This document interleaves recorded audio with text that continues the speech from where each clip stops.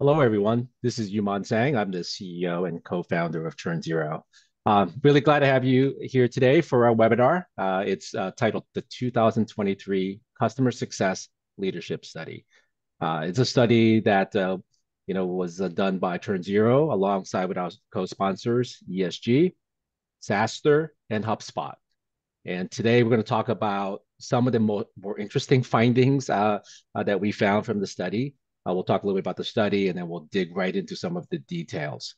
Um, Let me do a couple of housekeeping notes before I introduce my co-hosts today. Just as a reminder, we are recording this session today, so you'll get a link to the recording. We will also send out follow-up emails to anyone who's registered with a link, not only to the recording, the slides, and also to the study itself. And then if you have any questions for me and for my co-hosts, please go ahead and use the question and answer button at the bottom of your webinar screen. We'll try to answer as many of those as we can today. But I'm really happy to have two great guests today. We got Colleen O'Sullivan and Jason Lemkin, two folks who really understand SaaS, who really understand customer success, and we'll have a really good time talking about some of the findings. So let me start with Colleen. Colleen, welcome to the webinar. Maybe a quick introduction about you and HubSpot. Thanks for inviting me. My name's Colleen O'Sullivan. As Yuman said, I am the VP of our Integrated Customer Experience team, which is a pillar within our customer success team at HubSpot. And for those of you that may not be familiar with HubSpot, HubSpot is a customer platform that is this AI-powered solution that our customers use to connect businesses and their customers to help them grow better. And it's a combination of 3 different product layers that are all connected by design. And it basically, what HubSpot does is puts the customer at the center of every action within inside your HubSpot platform. All right. Thank you, Colleen. Welcome. And Jason, introduce yourself real quickly as well. Sure. Jason Lemkin, founder of SaaStr, which is the world's largest community for SaaS founders and executives. Excited to be here and excited that we have this data, right? I mean, I've been passionate about this topic since I started as a founder, and SaaStr has been writing about it for 11 years. And some of the stuff that when I go back and look at the original stuff that I wrote 10, 11 years ago, it was right, but there was no data. There was no data to support this. And I can't, having actual objective data on this from 1,263 respondents that ChurnZero did, it's pretty epic. So I'm excited to dig into the data. And, HubSpot, for what it's worth, HubSpot's not only do we probably more, the majority of folks watching and listening are already HubSpot customers. HubSpot's I think so, right? Yeah, thank you, customers. Yeah. But I also think they're great because HubSpot's HubSpot's over 2 billion in ARR. So in some ways it's not like all of us, but the fact that the types of products it sells, marketing, sales, support, its price point, 10, 15K or so, it's like a lot of us. So I love to learn from HubSpot at SaaStr because of, it's one of the handful of leading SaaS companies that's the most like the rest of us. So I'm a student of HubSpot as well as a fan and a customer. All right, welcome.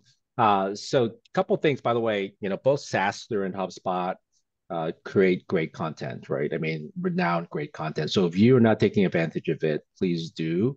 And Jason, to your point, there's one tweet you made probably 10 years ago that I still use, and that is customer success should be a single digit higher, right? Which is, it's got to be one of the first 10 people that joins your company, right? So it's just a, good sort of actionable content from both SaaStr and HubSpot. Make sure you take advantage.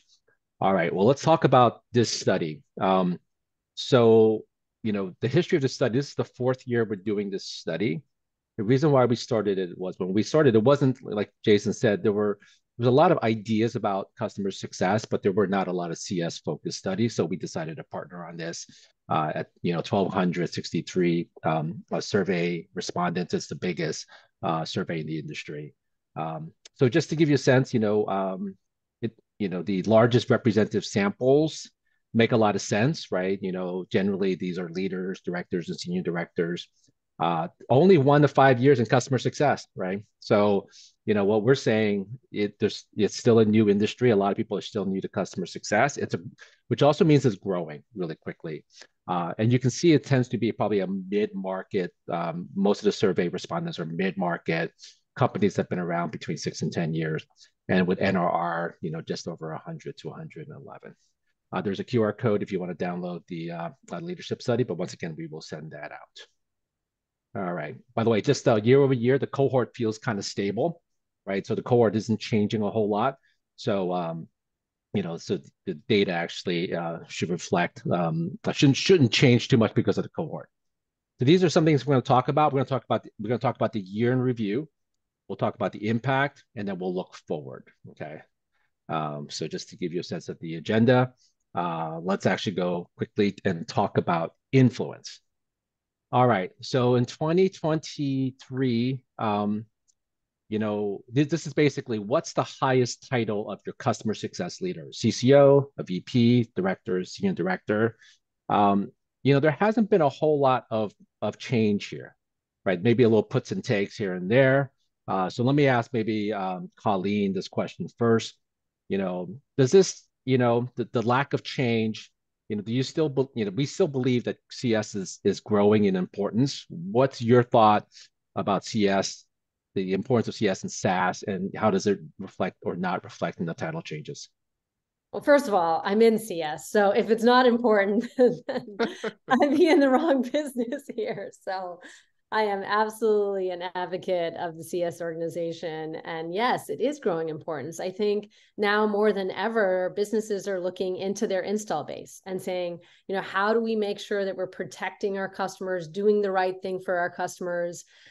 Because that is, how businesses are going to scale and grow. And certainly there's a lot of untapped potential that maybe businesses haven't always thought about when it comes to their install base versus sort of filling the top of the funnel.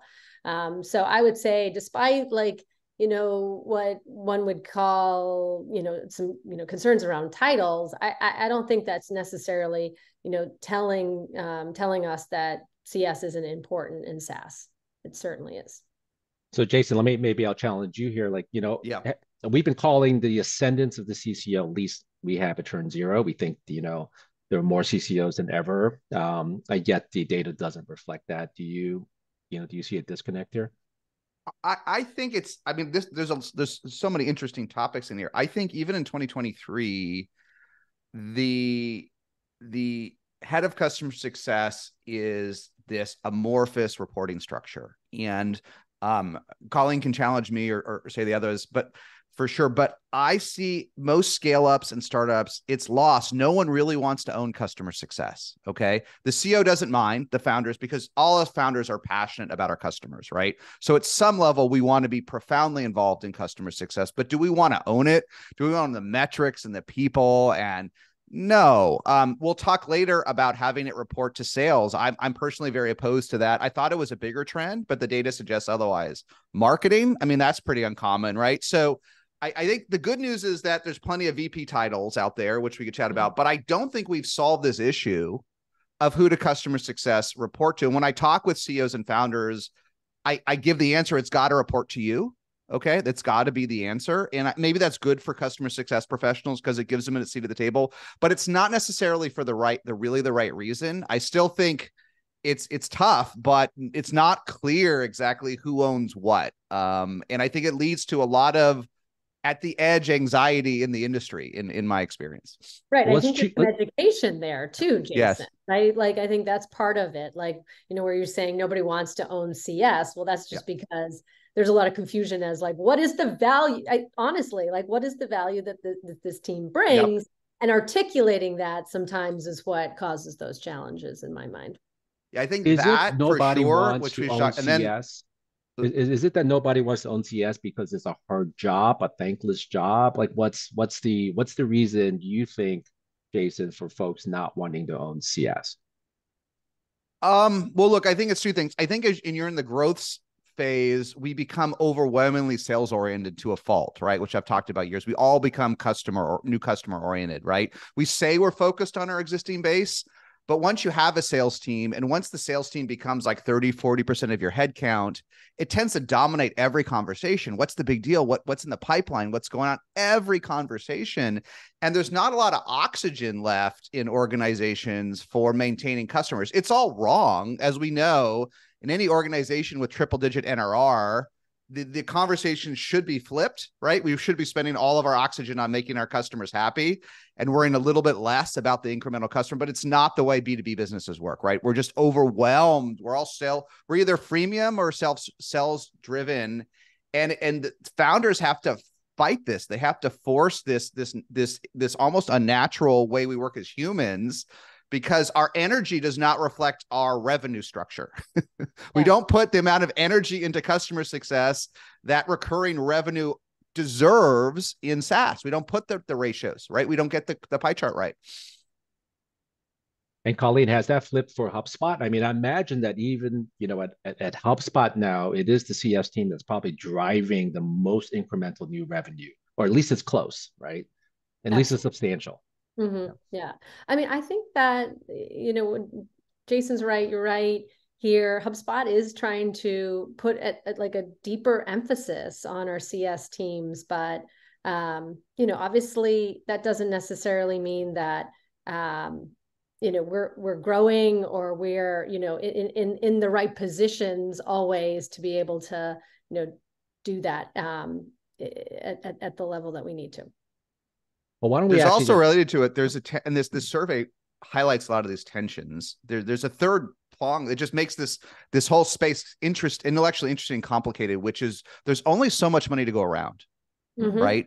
And there's two threads. First of all, it's hard to get perfect data, but if you try to analyze different data sources, typically companies at scale, HubSpot certainly at scale, spend about 5% of their revenue fully burdened, including benefits, whatever, on customer success. So that's not really 5% in terms of raw salary, right? So I wrote an early SaaStr post about the $2 million woman or man, right? Which was what I thought it was at scale. But I said, if you're scaling, do like 1 million, right? One CS person per 1 million. I still think those are the right rules today, but we're in this era of new efficiency today, right? Which has changed. It's even changed at HubSpot. It's changed across the board. And that 5% is getting squeezed. And so we all want more money for CS. We all want more humans. We want more help. We get that. Oh my gosh, 25% of our revenue goes to the sales team, but only 5% to CS. It doesn't really make sense, the 5-to-1 ratio. But what are you going to do in an efficient era? Like, you can't manufacture in 2021, we could manufacture capital, right? How we can't manufacture it today. So there's an era of reckoning, which makes everything harder. And I think CS is bearing a lot of the brunt, right? It's bearing a lot of the brunt here. Right. I think we'll see that. And we'll talk about maybe efficiencies and what people are worried about in the new year. I mean, just to the reporting structure, right? So we actually, just to be clear, in 2023, we adjusted this question a little bit to make it a little bit more clear. But I think the bottom line is still that the majority of customer success reports up into the CEO, right? So 51%. And there are some odd ones in here, like the chief marketing officer or the CFO. But the majority of CS reports into CEO. So I think that should make us feel good in the CS world, right? That we are getting a seat at the table, right? And so it looks like it's a big jump. I think part of it is the question adjustment, but I think that should feel good. Well, let me go to the next one. Okay, so let's talk about 2023. And we asked the question, are your teams growing or shrinking? And you can see that, the dark blue was 2023. Actually, I would say, surprisingly, almost half the CS teams were growing, 45%. And then 42% were staying the same, and only 13% were letting people go. Any thoughts on this? To me, I would have expected more, given all the talk of layoffs in the SaaS community in the last 12 months. Jason, maybe I'll throw it to you, since you do see a lot of SaaS companies. Well, look, I think that look, if you really look at the data, layoffs seem like a big deal, but and I don't mean to trivialize it, because the human impact's huge. They're not that big a deal. What I mean is there's a lot of startups and unicorns that got overfunded that laid off a lot of people. But at the public companies, the layoffs for the most part were small. For the most part, they're done. And many of them are rehiring, right? I'm not exactly sure what HubSpot's doing, but Salesforce, Samsara, Monday, all basically did hiring freezes last year, right? And a freeze is basically a hidden layoff, right? It's a nicer layoff because people leave, right? But it's rehiring. So I don't know that layoff, as much press as they get, I don't know that it should impact things because it's not as dramatic an impact overall as it looks in the media. I think a bigger impact was freezes and getting to this area efficiency. We're going to have to deal with fewer heads per account going forward. And that I think is a bigger deal than layoffs. Yeah. I mean, we had layoffs at HubSpot. It was, obviously fairly public. And then we, had a hiring freeze, and we are hiring again.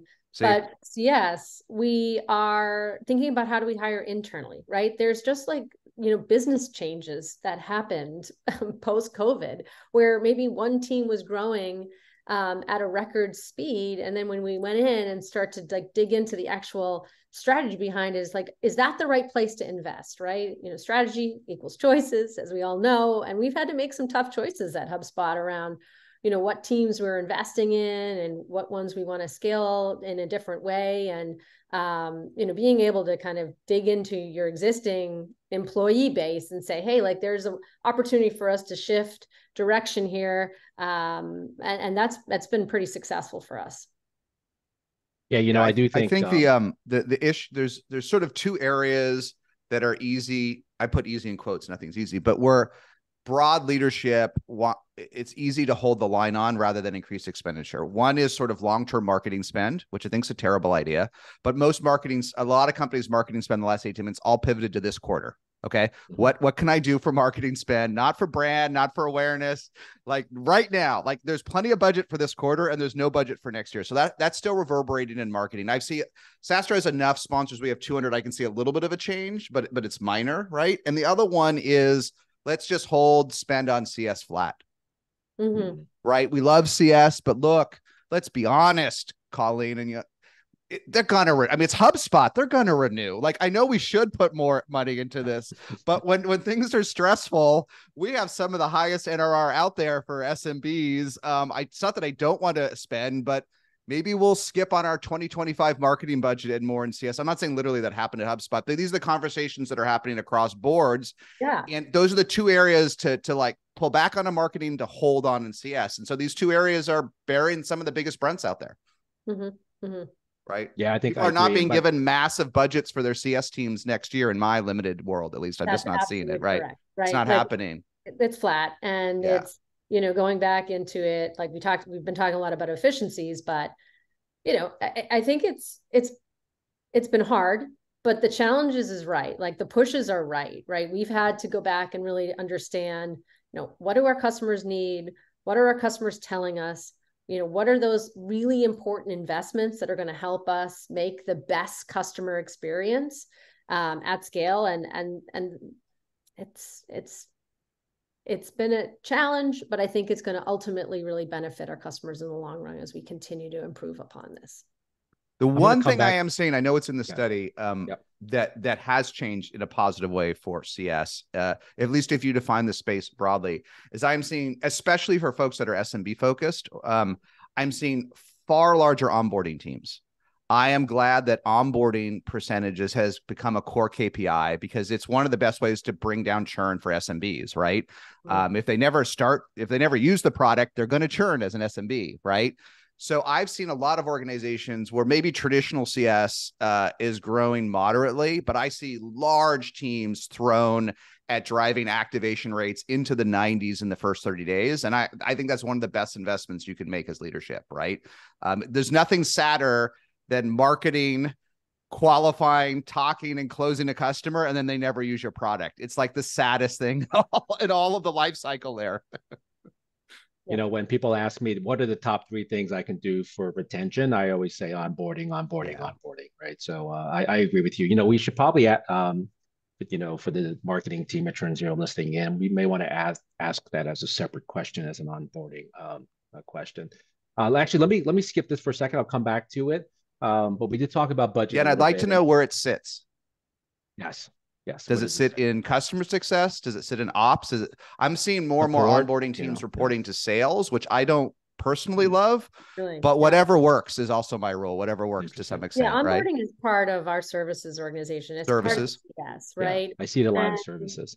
And that activation within the first 90 days, you're both absolutely right. Like it's the critical piece to getting customer retention right?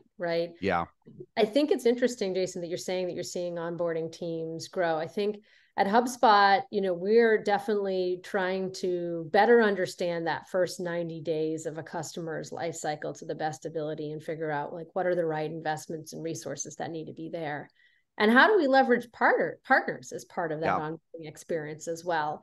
That certainly is, something that HubSpot has really started to, dig in much more deeper over the last couple of years. Is that doesn't necessarily have to be, an internal team has to figure out what good activation looks like, but how do you leverage these great capable partners to help us with that as well? Yeah, it's a great way to do it too, right? If you have partners, or whether they're pure partners or whether your agencies or other partners can do some of this heavy lifting, it's a good way to get it done too, right? You don't necessarily have to have it be internal. It is pretty heavy lifting for some products, right? So worth the investment. So this actually finding, the only thing I would find interesting here is that compare the headcount, budgets decreased more, right? So, as a percentage, people lost more budget than they lost headcount. Is that just, you always, when budgets get squeezed, you're going to hit everything else first, travel, training, software? Is it as simple as that? Jason, Colleen? Well, look, I think I'll tell you what, I think we've been through something the last 18 months I've never seen in my life in SaaS, with the possible brief exception of February 2016. I've never seen app layoffs before. Okay. You've never seen what layoffs before? App Jason? Layoffs. Okay. Okay. I've only been through one round of layoffs in a big company, but the way human layoffs work in big companies, you just sit around the room and they say, guys, I know it's tough, but we're over budget. 5% we're going to have a 5% attrition at the company, and all the VPs get together and look, I know it's tough, but the truth be told, who your bottom 5% are. So it's actually after that layoffs get really hard. Okay. But everyone they literally put names into the table. I've seen that with time and time again with companies. This is the first time I've seen it where people got together with apps, because there was such an app explosion. In the last 18 months, every company got around the table, and whether it was CIO driven in bigger companies or CFO driven, they said, listen, everyone's got to give up a couple of apps. Right. This is what happened. And we talk about vitamins and whatever, but we never saw app layoffs. We saw this and that churn, but we never saw people go around the room, and people gave up apps they loved for the first time, but they gave up apps they loved so they could keep apps they needed. Right. And that's why folks need an all-in-one platform like HubSpot. Right? It actually helps. The suites benefited from apps layoffs for sure. They massively benefited. Massively benefited, right? Right. Yeah. Well, I might have this other little thing, but wow, I can get it in HubSpot. Yeah, exactly. Right. This conversation happens every week still. We're getting through the app layoffs because they actually were pretty successful. But the leading suite, this was like the revenge of the suite. Like if it was in HubSpot or another platform, you just stuck with it was the simplest thing to do, right? Mm-hmm. There's always sort of sort of the back and forth between best in breed, lots of apps, and then the platform, and it'll go back and forth. Do you think I didn't experience, but listen, if it's in HubSpot, the bar is pretty high. Okay. Like, I don't know every piece of the marketing suite. It's so big, but what's very interesting in HubSpot and CRM is it's incorporated a lot of functionality that you pay standalone, especially for Salesforce. There's so many of these apps, and it's all built into HubSpot. So the bar to do some of these functions in the CRM is just super high, right? I don't need my calendar or scheduling or visibility or recording, because it's all part of the CRM. It doesn't mean there aren't best of breed vendors, right? So traditionally what happened is, look, if you got above that line, you were in, because you were so good that you beat the free. But I never saw them get laid off. I never saw that if you got above the best of breed app, that you didn't spend the next decade putting your whole company, like HubSpot can't put all of its engineers into these functionalities, right? So the standalone vendors, if they get above the hump, I never saw them churn. But the last 18 months, especially in the sales category, you've seen brutal churn. Everyone cuts CRM apps, right, across their sales teams. Brutal churn from beloved apps. So that is different, right? Yeah, and that difficult probably is what driving, when your budgets go down, you're going to hit the apps first, and then you're going to hit the people second, right? So that's why Yeah. it's So that way. I think the learning from the last 18 months is best of breed. We thought it was enough. It's not necessarily enough in tougher times. Well, I'm going to Not actually, enough, I'm right? going to pause for a second here, describe this chart, but I want to talk about it later. This chart needs a little bit of explanation. But this is back to your point, Jason. Basically, if your CSMs own $1 million book of business, if you're a $500 million company, you should have 500 CSMs, right?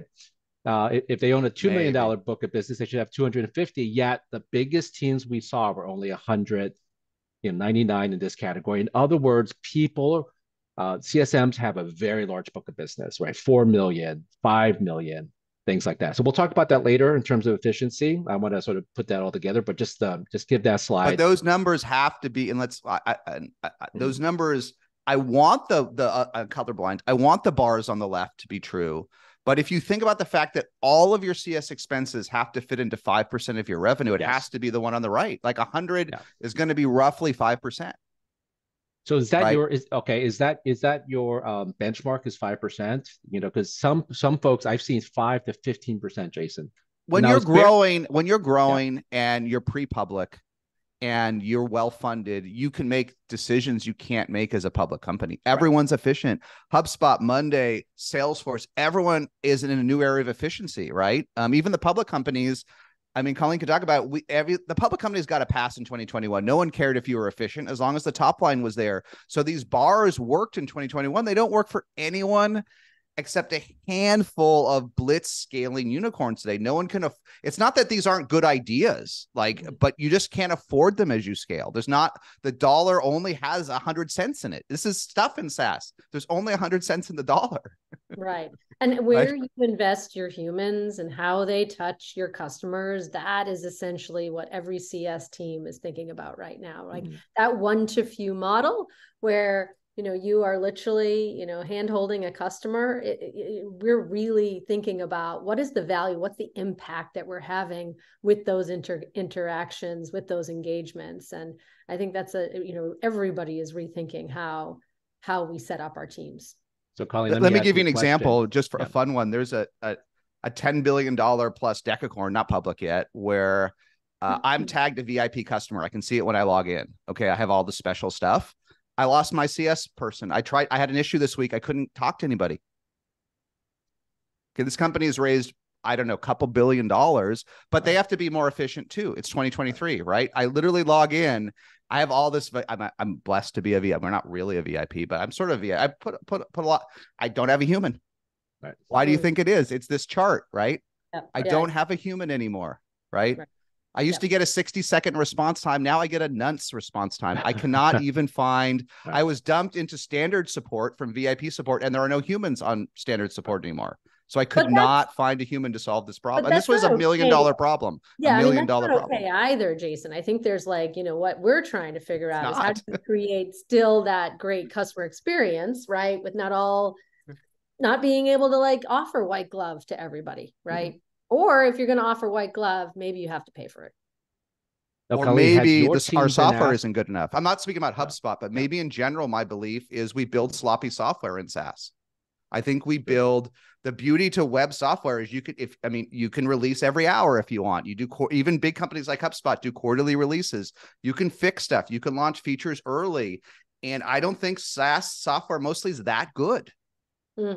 It's a positive because when I was a VP at Adobe, it took us 2 years to release a lot of software pre-web because it had to go on a master and a DVD-ROM. You couldn't even a patch was brutal. So the software used to be better, but it was worse because it would take 5 years to do something we could do in 5 months today. But the software, I think I'm working with a startup today that is just crossing 20 million in ARR.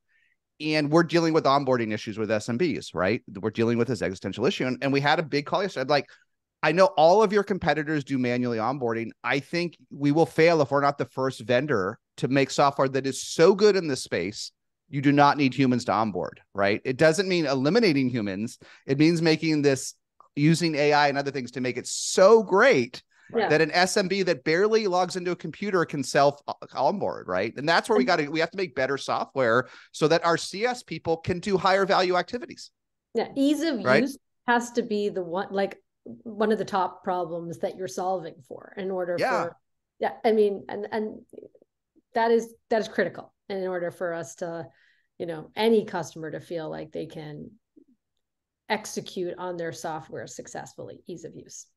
So Colleen, at HubSpot for your team, have you been given, a bigger book over the last 12 months, or being asked, for each CSM to take a bigger book in the next 12 months due to, any efficiency gains from AI or whatnot? Like, is that being asked directly of you right now? We are deep within planning, Yuman.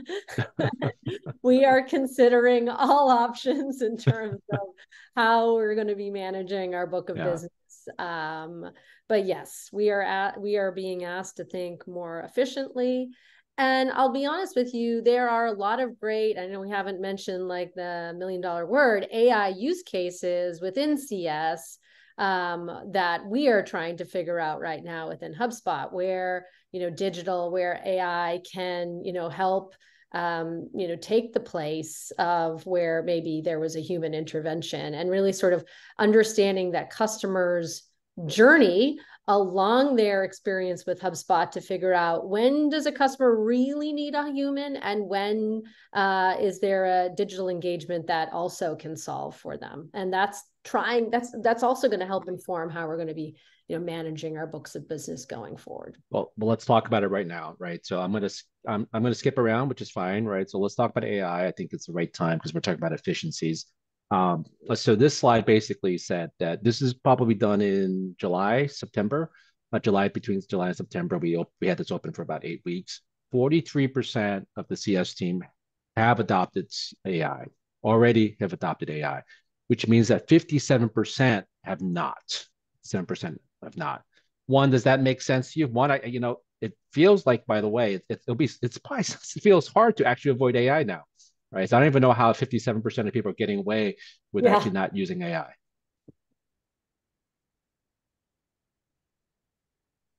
Thoughts, Colleen? Is there AI? I know there's AI technology in HubSpot. I'm sure your CS teams are using it, but are you really focused on making sure they're getting 20 to 40%, productivity enhancements over the next few years from AI? We are hyper focused on this, not just focused, but hyper focused.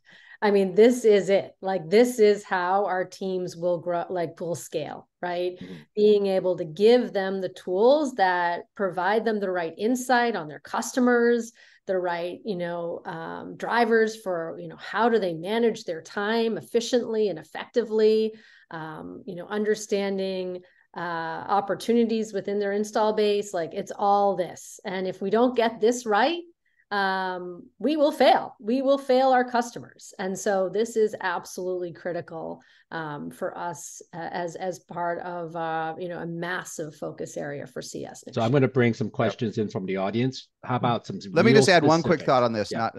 I do think AI is super important. Of course, I mean, it's everyone's top priority. Going to Colleen's point, right? I think for post sales, though, what really matters is automation. Yeah. Right. For most folks. And it's great to call this AI, and it is AI. Like, generative AI is absolutely brand new and disruptive. Right. But what really matters is positive experience automations. I don't know that acronym exists, PEAs. You want not just how many interactions are automated, right? But how many are done in a way that the customer is happy with, right? Because some are terrible. Right. Yeah. This is the problem with non-AI bots or mediocre bots. The experience is abysmal, right? If you can automate away 40% or more of human error, and that's positive, that's what I find best of breed folks looking for. 40% with a great experience, not with a mediocre experience or my inability to reach a human on $1 million problem yesterday or this week, right? And so, but if AI doesn't do that, right? If it's just a crutch, it's okay, but it's not going to be a game changer for the other issues in this presentation, right? There's two parts of it, like what your customer sees from an automation perspective, but also what I'm talking internal teams tools, right? Right. And that's the part that's like, okay, you've got a human and you want them focused on the most important actions with that Exactly. customer, right? Yeah. So how is AI supporting them and their time management so that they're driving the right behaviors with your customer, things that AI can't do, right? And then, of course, there's the automation piece where you want to make it easier for your customers to get the answers they need through, chatbots, the knowledge base, other, digital resources. But I think there's like two parts of getting this puzzle right as we look at next year. And it's not going to happen overnight either. Like this stuff is like tough, right? And, making sure that we've got all the right, parts of this together in order for us to, kind of adopt all of this next year is where we're at right now. And now we can spend an hour on AI. Let maybe ask one specific question because there are questions from the audience. They want to know like 2 or 3 things they ought to do right now in CS, with AI that will have an impact. I can add 1 or 2, but Colleen, like, is there 1 or 2 things that you think made a huge difference in sort of saving time and energy for your CS team? I think it's there's a ton of data, right? For a CS, a customer success manager, come in and kind of manage their day to day. I think being able to, create tools that are like serving up the right information to your CS person, so that they don't have to think or mine their install base, that they have like a simple way to hear, listen, get focused on what are the right interactions. And I think that's, if you can solve that's going to certainly make your CSMs much more efficient. There's a couple things I would add that are just, either they feel easy and you ought to do them, right? So one is just call summarization. CSMs do a lot of calls, and then they spend a lot of time writing a good summary. It's remarkable what AI can do on summarizing calls these days, like getting rid of all the chaff. So whether it's Zoom or Chorus or Gong, whatever you use, right? That technology is very strong on summarization. Also, I think CSMs create a lot of content, right? So they're always writing up suggestions, strategies, whatnot. And I think generative AI can be super helpful in sort of, writing the first draft of those types of suggestions. So just 2 things that I would do, right, for the folks who are asking. Those I think will take out an hour of time at the very least from all your CSM's times. I think those are nice. I do think the next level that we're looking for, going to Colleen's point, especially on the internal side, is we want everyone in post sales to never give a wrong answer. That's right. This is what AI should do. I'm excited about AI things that let us analyze data that we can't do on our own, right? That it's so complicated. It's in so many silos. It's in so many places that and all of the data on your customer, no matter what tools and systems you use, all of the data will never be in one place, right? Mm-hmm. So if there's a generative layer on top, and I can and the CS can get a 98% correct answer, and then they can do the higher level activity, which is really solve the problem, not just friggin' figure out why the problem is happening. That's the next level here. That all the rest of the stuff, I think, make them more efficient and the emails better. And every SDR in the next 12 months is going to run their great, right? But the epic things that will change the world are taking unstructured data and structuring them for knowledge workers. And CS can be huge here. Huge. Mm-hmm. I literally was on, I'll tell you another terrible story. Another company where a multi-billion-dollar company, I was talking with a senior executive, and this person had no idea if I was a customer or not. Right. They had no idea. Now we could talk, why didn't they log into just imagine there's just a thing where like you just type in Jason Lemkin or SaaStr and just the answers are just there for you. Literally did not know if I was a customer. An executive at a multi-billion-dollar company had no idea, right? And I've actually interacted with this executive many times. So this, and yeah, a point like that shouldn't happen, right? That's an AI problem, right? So that's what I'm excited about. And if this can let CS really handle the real issues, right, and not be firefighters, right, which is what they really are, right, that would change the industry. Because 90% of my experience, at least with startups and scale-ups, CS is firefighters. Yep, churn chasers. Right?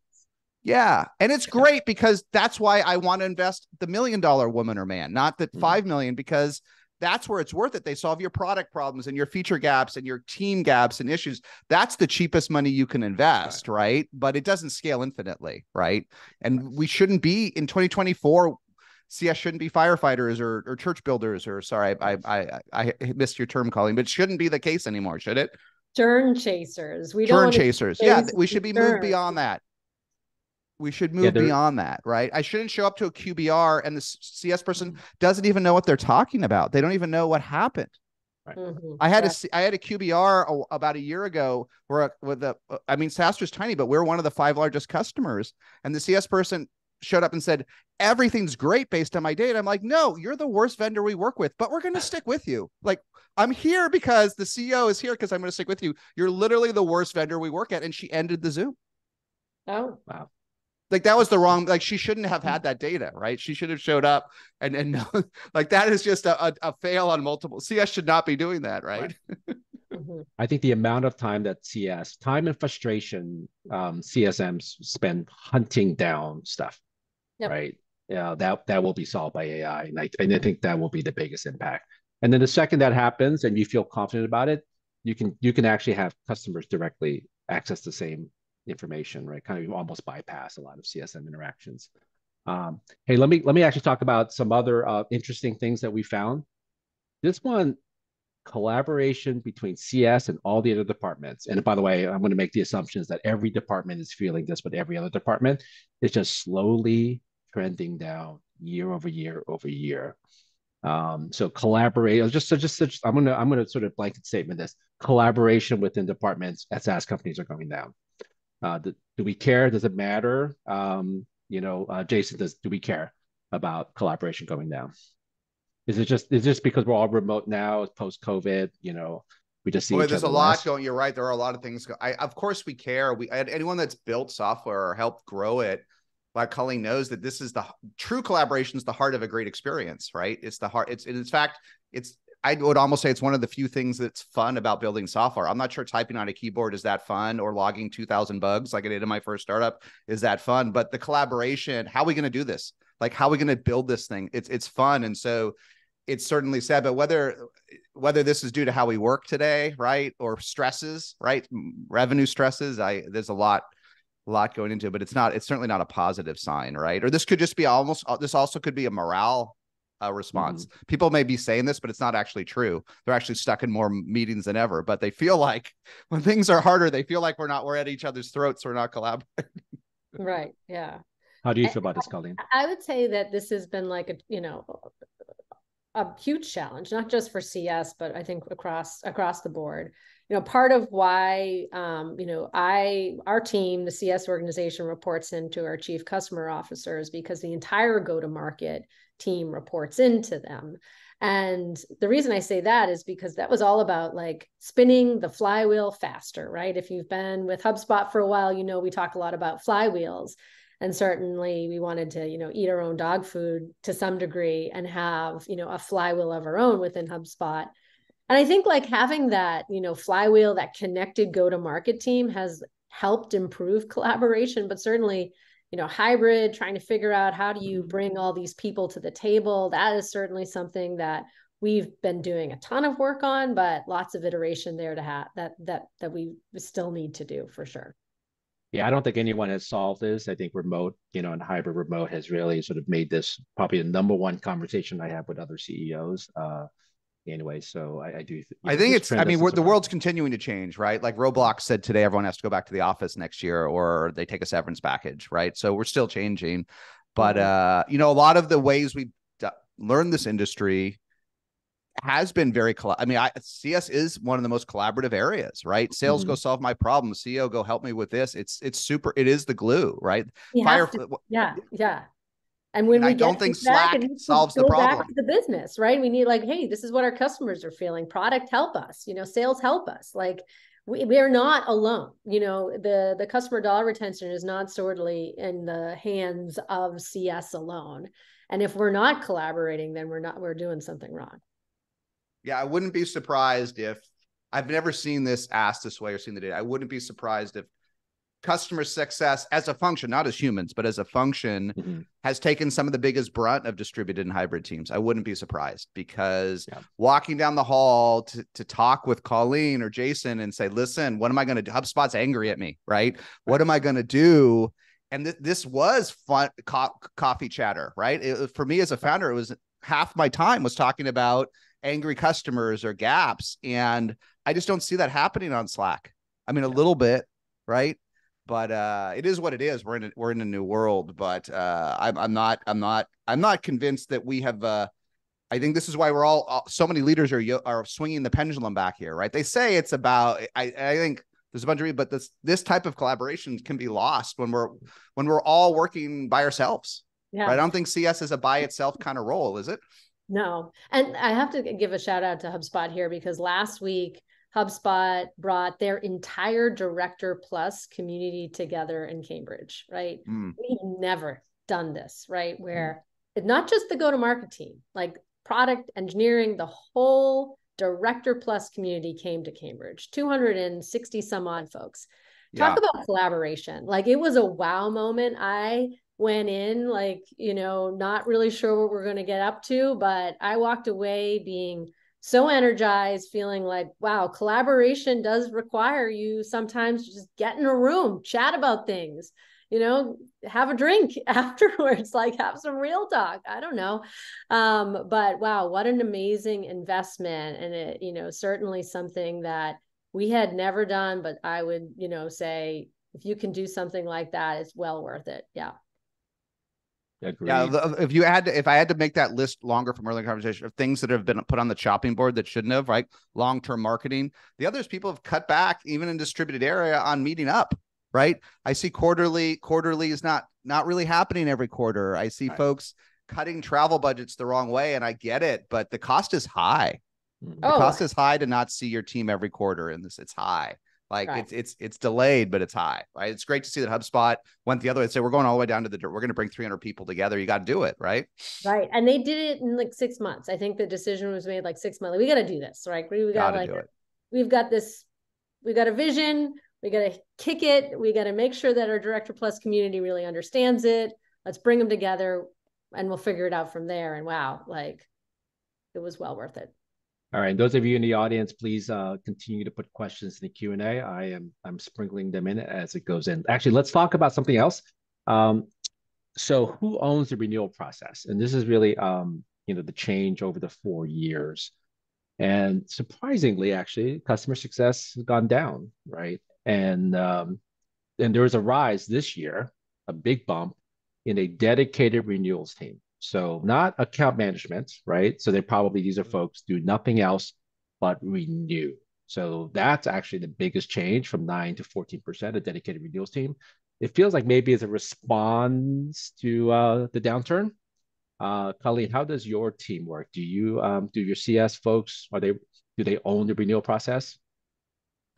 So they work with our contract management team. Our CSMs absolutely work closely on, renewals, making sure they're measured on customer dollar retention. So it's a massive part of their book of business, but it's a close partnership with our with our contract management team as well. And so as I see, us, looking to the future, I'd say like there'll be lots more emphasis on that contract management, how we work and collaborate with that team on renewals. So for you, it is that, you would put that under dedicated renewals team, your contract management team, right? That's what they do. I would put that under customer success right now. Customer success. Yeah. Okay. And our contract management team is within customer success as well. So we've got contract managers and CSMs. Do you have account managers as well for upsell, cross-sell? Do you have another team that do that? We tap back into our sales team. Yeah. Sales team. Okay. What I find is that the larger I think this is a bad sign. I think I missed this data in the study. I think this is very telling. Like it's very helpful to see this. Is this orange? I'm sorry, I'm colorblind. What is the standard dedicated renewals? It's orange. Yeah. I think this is the most telling, one of the most telling statistics. Like that people, renewals there may be quotes in some of these teams. These may be teams who are tasked with getting nothing but I'll tell you a story in a second if you want to hear one, the worst one of the year for me, of getting the most revenue out of our customers. But I'll give you a related story. There is a public SaaS company that we all love, okay, a hero company, that brought in a renewals team. And earlier this year, we got this email at like 10 p.m. at night. And I think we pay $299 a month for this product. And we paid for 5 years happily every month on a credit card. They said it was $60,000 or they would shut off our service in 8 days. From $299 and shut it off in angry clips. And how did you get from $299 to $8? Well, first of all, they said we needed 60 seats. We use 8. Okay, we have 8 people on Team SaaStr. They said we needed 60 seats. They said we needed the enterprise edition, right? Because we were so big. And we wanted, here's the kicker, 4 years prepaid cash up front, or they would shut us off in 8 days. Well, 8 days. That's insane. Jason. So what happened? So of course, I mean, I didn't get so upset, right? I'm SaaStr. I had to learn what was going on, right? And I found out this company we all love had built an outsourced renewal team with just one job. They only had one job and they had bonuses and KPIs, and it was to bring in as much cash immediately now as possible. Okay. Maybe not cash because the company's profitable, but as much bookings, probably as much bookings as possible.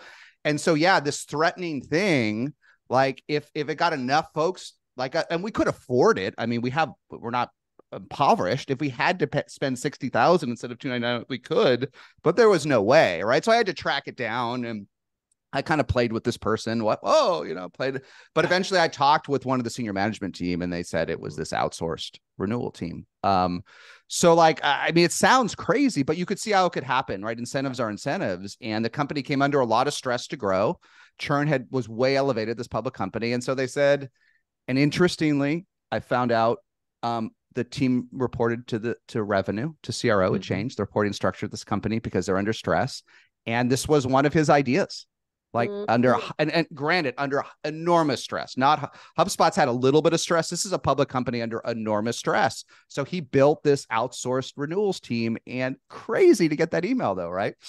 That's not even like, that's a problem. Like you're not thinking about yes, but it's 2023. It's the stress that people have come under in this post-COVID. The reverberations are everywhere, right? I mean, they still.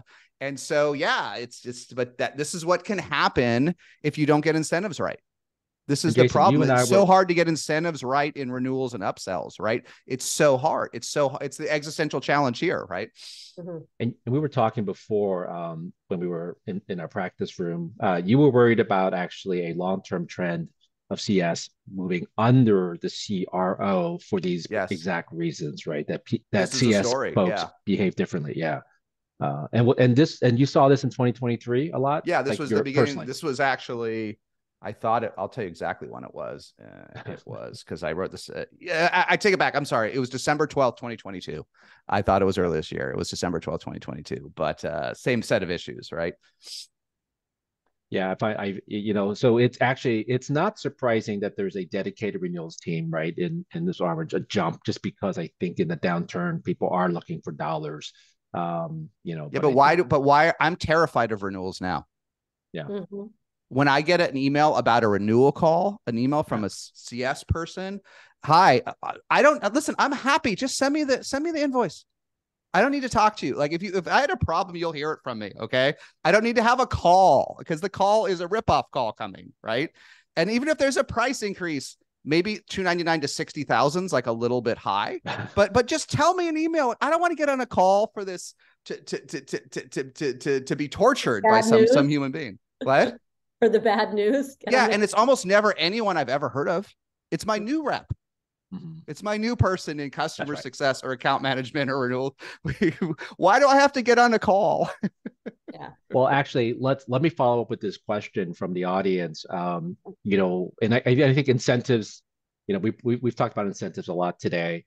Whether you report to the CRO, whether you report, to the CCO, whoever, there's a lot of conversations about how CSMs ought to be compensated to promote the right behavior. And Kali, maybe I'll ask you, like, if you were to, just generically design KPIs or incentive structure, what would you do? What would you tell our audience, would be best practices for incentive structures?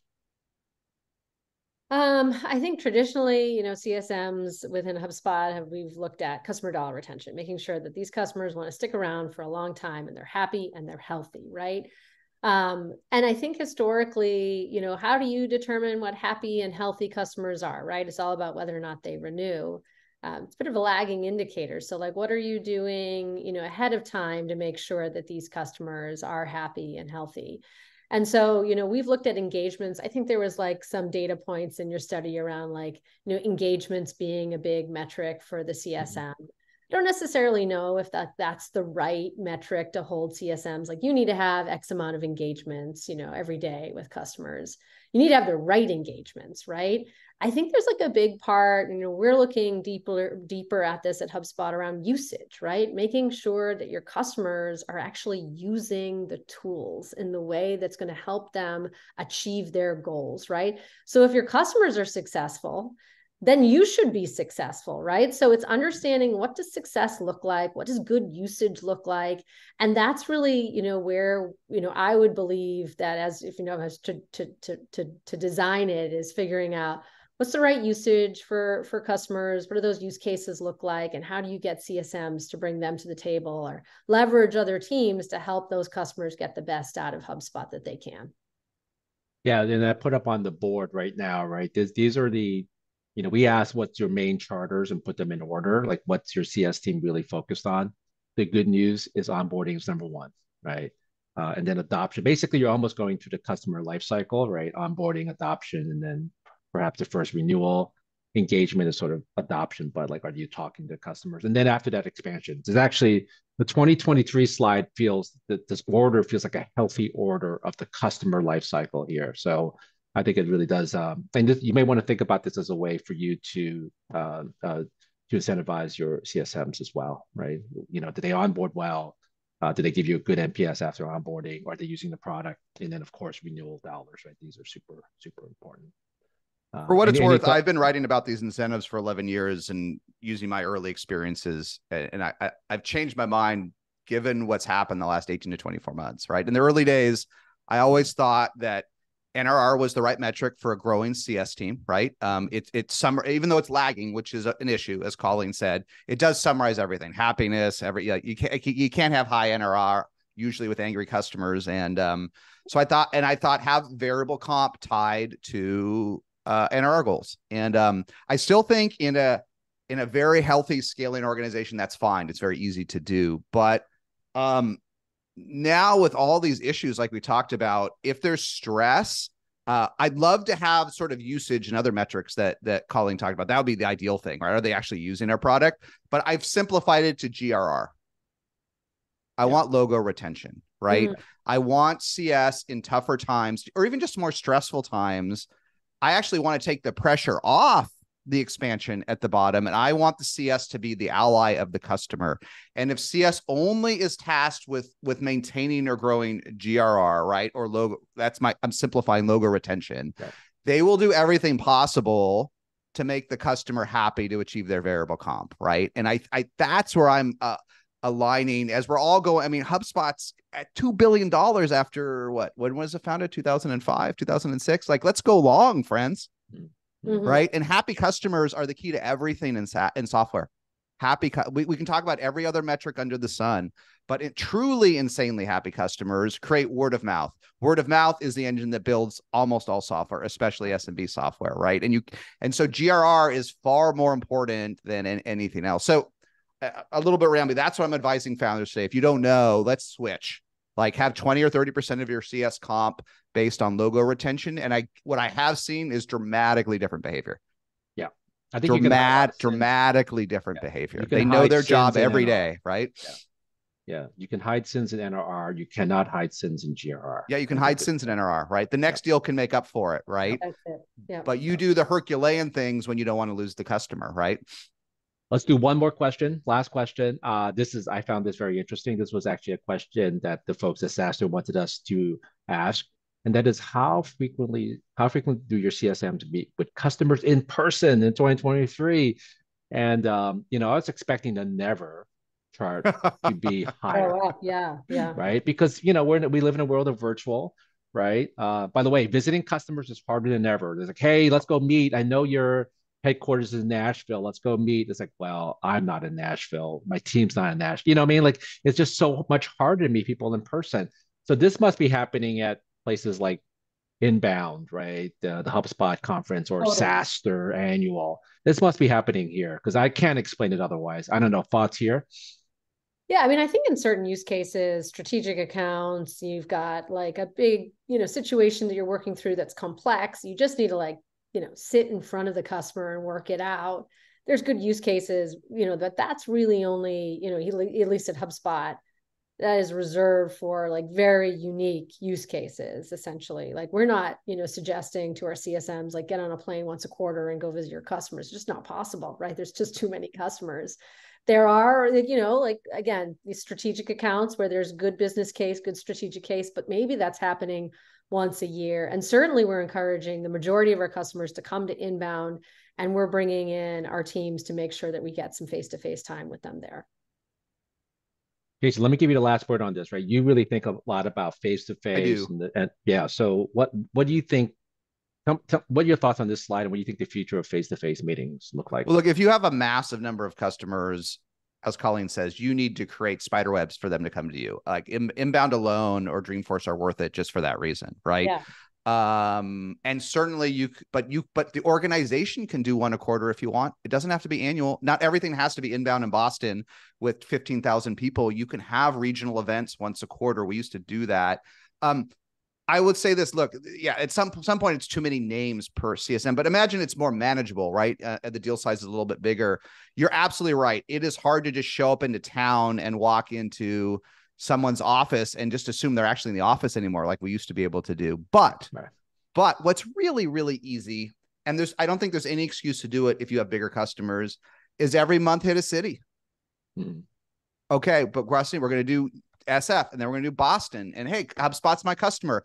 And you reach out to Colleen, hey, I'm in town for 4 days. Colleen's not in town, so be it, right? Mm-hmm. But someone else is going to be, like Clavio's going to be there, or whoever else is in Boston. They're going to be there. You don't have to have 100% hit rate, but you got to do it. And even on our little team, we now have a rule every month this has to happen. Every month we don't really even have customers. We have sponsors. Every month we have to meet them in person. And once we force this rule, it changed things, and you can do it. It's okay that and not everyone's in the office. They're there sometimes, or they're in another city, right? Yeah, maybe they're in Saskatchewan or north of the Arctic Circle, so be it. But even if Colleen has decided to work in South Chile, someone on her team's probably still in Boston that's senior enough that's worth meeting, right? So do these city tours, bunch these up, and do as many bigger customer events a year as your marketing team can tolerate, right? At least do one, but you could do 4, right? You could do one in Boston, and then you could do one in London, and you could do one in Singapore. I mean, I saw Yamini in Singapore when we were in Singapore, right? Mm-hmm. I mean, they don't all have to be perfect, right? Just talking to them in person. They don't all have to be structured. They don't all have to have slides. Like, it'd be nice, but I'm excited for the future events and how that changes, and the future of face-to-face meetings. But for now, we're over our time. We probably got to maybe 2/3 of the slides, but we had a great conversation. Here's the QR code if you want to download the study. Colleen, Jason, thank you so much for being co-sponsors of the study, and 2, joining me today to talk about the findings. I hope everyone learned something, and we will be sharing everything. I'll look for an email tomorrow. Thank you, Colleen. Thank you, Jason. We'll see everyone soon. Thank you, Yuman. Thanks, Jason. Thank you. All right. Bye-bye. Bye.